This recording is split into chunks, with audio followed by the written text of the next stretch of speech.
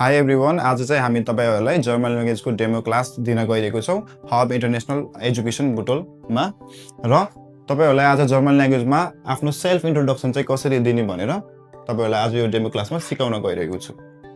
फर्स्टमा सबैभन्दा पहिला आउँछ आफ्नो नाम कसरी बताउने त है। तपाईहरुलाई कसैले क्वेशन गर्न सक्छ वी हाइसेन जी भनेर। यसको मतलब हो व्हाट्स योर नेम र तपाईहरुले आफ्नो नाम बताउँदाखेरि भन्नुपर्ने हुन्छ इस हाइस रोहित राणा। जस्तै मैले आफ्नो नाम लेखेको छु, यहाँ तपाईहरुले आफ्नो नाम लेख्नु होला र तपाईहरुलाई हाउ ओल्ड आर यु भनेर सोध्नु पर्यो भने जर्मन ल्याङ्ग्वेजमा कसरी सोध्ने त वी आल्ट जेन जी है। यसको मतलब हुन्छ हाउ ओल्ड आर यु र आफ्नो उमेर बताउनको लागि भन्नु पर्यो इस बिन 24 jaar alt। यहाँ चाहिँ मैले 24 इयर लेखेको छु, यसलाई भन्छ जर्मनमा 24 jaar alt र तपाईहरुले आफ्नो एज अनुसार यो रिप्लेस गर्न सक्नुहुन्छ। त्यस्तै गरेर where do you come from भनेर सोध्नु पर्यो जर्मन ल्याङ्ग्वेजमा भने जर्मनमा भन्छ woher kommen Sie। फेरि सुन्नुस् woher kommen Sie है। र यसको आन्सर दिन सक्नुहुन्छ मज्जाले ich komme aus नेपाल भनेर।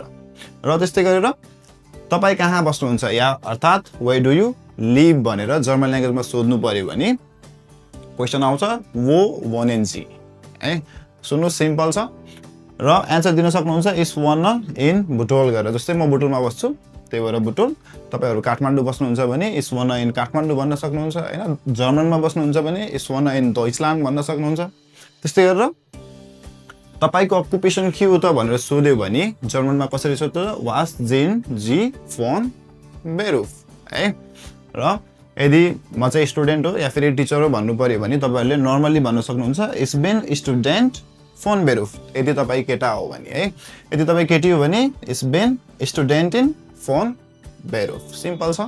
त्यस्तै गरेर सेल्फ इन्ट्रोडक्सनमा अर्को कुरा आउँछ how many languages do you speak भनेर है।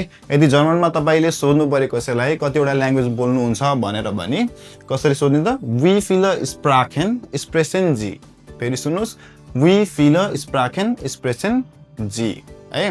र तपाईहरुले नर्मली भन्न सक्नुहुन्छ म बोल्न सक्ने ल्याङ्ग्वेज भनेको चाहिँ हिन्दी, नेपाली, इंग्लिश अनि डोइच हो। डोइच भनेको जर्मन ल्याङ्ग्वेज जसलाई चाहिँ डोइच भन्ने गर्छ है। नर्मली अब तपाईले आन्सर दिन सक्नुहुन्छ इस स्प्रेस Hindi, Nepali, English und ein bisschen डोइच। यसको मतलब हो a little bit of German है।